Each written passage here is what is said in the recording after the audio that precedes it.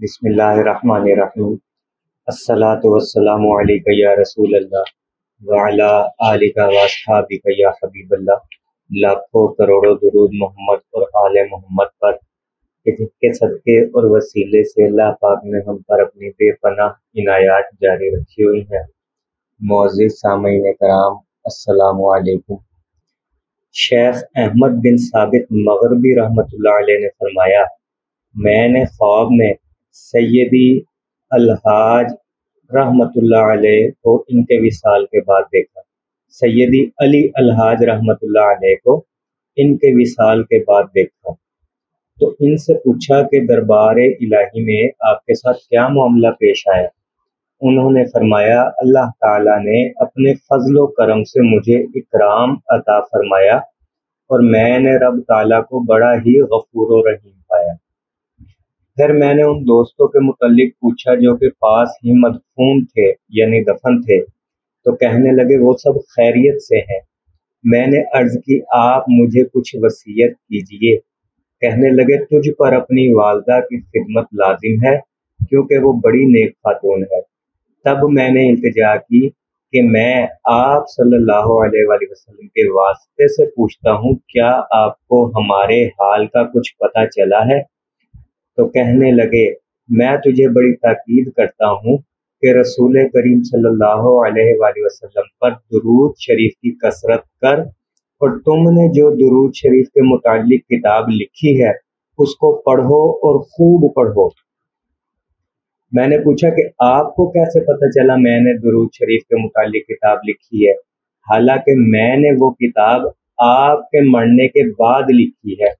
فرمایا، اللہ کی قسم، اس کتاب کا نور ساتوں آسمانوں اور زمینوں میں چمک رہا ہے۔ میرے عزیزو، پچھلی قسط میں ہم نے ذکر کیا تھا، یعنی اپنی گفتگو کا اختتام اس بات پر کیا تھا کہ درود شریف کے 3 درجے ہیں، جس میں سب سے اعلیٰ و افضل درجہ درود شریف کی اشاعت و تبلیغ یا دعوت تبلیغ کرنا ہے۔ اب سوال یہ پیدا ہوتا ہے کہ درود شریف کی دعوت و تبلیغ کیوں کر اور کیسے کی جائے، اور یہ درجہ افضل کیوں کر ہوا؟ سب سے پہلے تو یہ بات کرتے ہیں کہ درود شریف کی اشاعت و تبلیغ کیوں ضروری ہے۔ اگر ہم غور کریں تو تخلیق کائنات کا اصل مقصد ہی محمد مصطفیٰ صلی اللہ تعالیٰ علیہ وآلہ وسلم کے ذکر کو بلند کرنا ہے، اور ذکر اسی کا کیا جاتا ہے جس سے ٹوٹ کر محبت ہو یا جس سے شدت کے ساتھ محبت کی جاتی ہو۔ یہاں اگر میں یہ کہوں کہ اللہ تعالیٰ نے محمد مصطفیٰ صلی اللہ تعالیٰ علیہ وآلہ وسلم سے محبت کی وجہ سے ہی تخلیق کائنات کی ہے تو یہ غلط نہ ہوگا۔ اور آپ کو معلوم ہے کہ اس کائنات سے پہلے کچھ بھی نہیں تھا۔ یہ زمین و آسمان نہ تھے، دشت و دریا نہ تھے، جنت دوزخ نہیں تھی، شجر و بشر نہیں تھے، شمس و قمر نہیں تھے، بر و بحر نہیں تھے، خشکی و تر نہیں تھے، کچھ بھی نہیں تھا۔ اور جب کچھ بھی نہیں تھا تب صرف اللہ تعالیٰ کی ذات تھی اور درود شریف تھا۔ درود شریف یعنی ذکر حبیب صلی اللہ علیہ وآلہ وسلم۔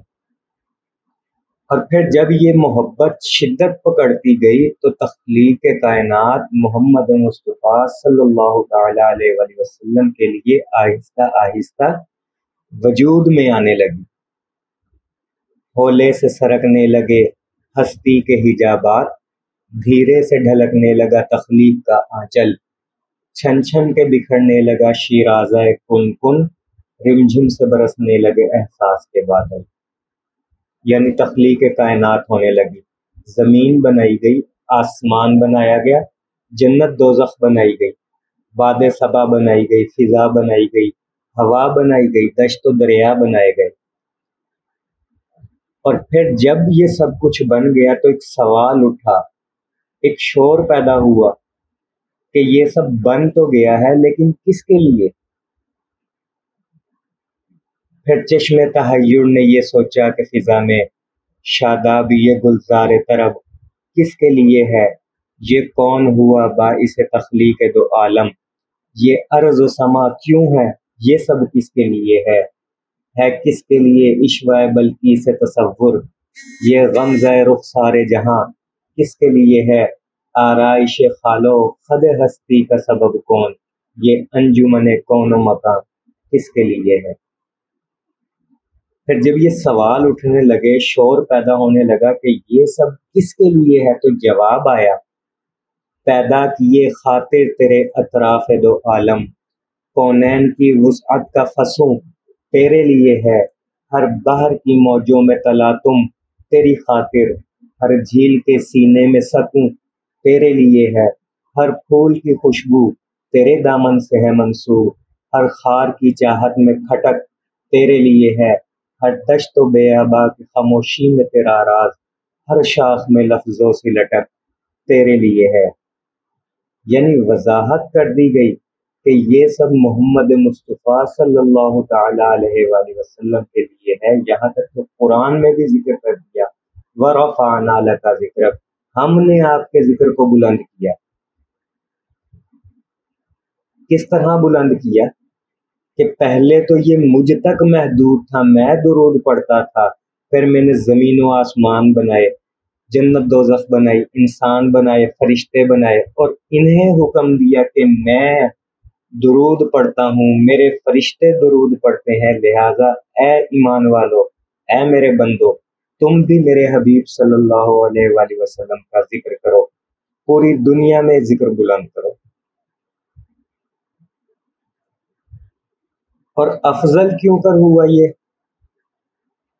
کہ یہی وہ محبت ہے جس کی وجہ سے اللہ پاک نے حضرت آدم علیہ السلام کو معاف کر دیا۔ ابھی تو آپ سن رہے تھے نا کہ ضروری کیوں ہے؟ ضروری اس لیے ہے کہ کائنات ہی اس مقصد کے لیے بنائی گئی ہے۔ اور افضل کیسے ہوا پھر یہ؟ افضل اس طرح ہوا کہ یہ محبت جس کی خاطر دنیا بنی اور جس کی خاطر اللہ تعالیٰ نے حضرت آدم علیہ السلام کو معاف فرما دیا۔ دیکھیں نا، پہلے کئی سو سال روتے رہے، معافی نہیں ملی، پھر کہا یا اللہ، عرش پر جو نام محمد صلی اللہ علیہ وآلہ وسلم لکھا ہوا ہے، میں اس کے وسیلے سے تجھ سے معافی کا طلبگار ہوں، تو اللہ پاک نے معاف کر دیا۔ اور یہاں تک فرمایا کہ اگر یہ نام نامی نہ ہوتا تو میں جنت دوزخ نہ بناتا اور تجھے بھی پیدا نہ کرتا۔ تو جب دنیا اس مقصد کے لیے بنی ہے تو ذکر حبیب صلی اللہ علیہ وآلہ وسلم کرنا بھی ہم انسانوں پر ایک طرح سے فرض ہو گیا۔ اور اگر ہم اس کو فرض نہ بھی کہیں تو ہماری دنیا اور آخرت کی نجات ہی اسی میں رکھی ہے اللہ پاک نے، کہ میں اپنے حبیب صلی اللہ علیہ وآلہ وسلم سے محبت کرتا ہوں، اور اسی محبت کی وجہ سے عطائیں بھی کرتا ہوں اور خطائیں بھی معاف کرتا ہوں۔ عطائیں کیا ہے؟ دنیا بنائی، آدم علیہ السلام کو جنت میں بھیج دیے، ان سے غلطی ہوئی، زمین پر اتارے گئے، کئی سو سال روتے رہے، اور پھر جب نام نامی اسم گرامی صلی اللہ علیہ وآلہ وسلم کا وسیلہ پیش کیا تو اللہ تعالیٰ نے خطائیں بھی معاف کر دی۔ اور قربان جاؤں اس محبت کے، اللہ تعالیٰ اپنے بندوں سے بھی یہی تقاضا کر رہے ہیں کہ میں ہر وقت اپنے حبیب صلی اللہ علیہ وآلہ وسلم کا ذکر کرتا ہوں، اور اپنے فرشتوں کو بھی اس کام پر میں نے لگا دیا ہے، لہٰذا اے میرے بندو، تم بھی میرے حبیب صلی اللہ علیہ وآلہ وسلم کا کثرت سے ذکر کرو۔ یہاں ایک چھوٹی سی دنیاوی مثال دینا چاہوں گا کہ جب ہم اپنے کسی محبوب سے ٹوٹ کر شدت کے ساتھ محبت کرتے ہیں تو اب ہمارا معیار یہ ہوتا ہے کہ باقی کے لوگ بھی ہمارے محبوب سے محبت کریں، اور پھر جو شخص ہمارے محبوب سے محبت کرتا ہے، اس کی عزت کرتا ہے، اس کا ذکر اچھے لفظوں میں کرتا ہے، تو وہ ہمارا منظور نظر بن جاتا ہے۔ اور جو منظور نظر بن جائے نا، ظاہری سی بات ہے پھر اس کی خامیوں میں بھی خوبیاں نظر آنے لگتی ہیں، اس کی غلطیوں کو بھی نظر انداز کر دیا جاتا ہے۔ تو اگر آپ लोहो कलम अपने हाथों में लेना चाहते हैं, अल्लाह के मंजूर नजर बनना चाहते हैं, तो जिक्र हबीब सल्लल्लाहु अलैहि वसल्लम बुलंद करने में लग जाओ। इससे कुछ फर्क नहीं पड़ता कि आप कितने पारसा हो, कितने नेक हो या कितने गुनहगार हो। जो शख्स जिक्र हबीब सल्लल्लाहु अलैहि वसल्लम बुलंद करने में, इसकी इशाअत और तबलीग करने में लग गया, वो अल्लाह ताला का मंजूर नजर बन जाता है। कितना ही गुनहगार शख्स हो, इबादत से कितना ही गाफिल क्यों ना हो, जब वरफ़अना लका ज़िक्रक पे मेहनत करता है तो अल्लाह पाक दोनों बाहें खोल कर उसे कबूल कर लेते हैं, उसके गुनाहों को नजरअंदाज करते चले जाते हैं और दुनिया में उसकी राह कुशादा करते चले जाते हैं। इसीलिए मेरे अजीजों, हालात और वक्त का तकाजा ये है कि जिक्र हबीब सल्लल्लाहु अलैहि वसल्लम की अशाअत और तबलीग में लग जाओ, क्योंकि हमारे आमाल ऐसे नहीं है कि हमें कबूलियत की उम्मीद हो, सिवाय दरूद शरीफ के, कि जिसके बारे में ये राज आया है कि जो शख्स भी बारगाह नबी सल्लल्लाहु अलैहि वसल्लम से होकर अल्लाह ताला तक जाता है, अल्लाह पाक उसका अपनी शायान शान इस्तकबाल करते हैं और वो इनामात दुनियावी व उखरवी अता फरमाते हैं जो अक्ल इंसानी के वहमो गुमान में भी नहीं होते। दुनिया में ही जन्नत के मज़े अता कर दिए जाते हैं और सबसे बढ़कर ये सआदत के दीदार मुस्तफ़ा सल्लल्लाहु ताला अलैहि वसल्लम अता फरमा देते हैं। पता है दीदार क्या है? दीदार की कदर उनसे पूछिए जिन अहबाब को ये सआदत अता हुई है। उनसे पूछ कर तो देखिए कि दरूद शरीफ की कसरत से आपको दीदार नबी सल्लल्लाहु अलैहि वसल्लम हासिल हुआ, तो ज़रा वो लम्हा, वो कैफियत ही बयान कर दे जो आपने ख्वाब में देखी।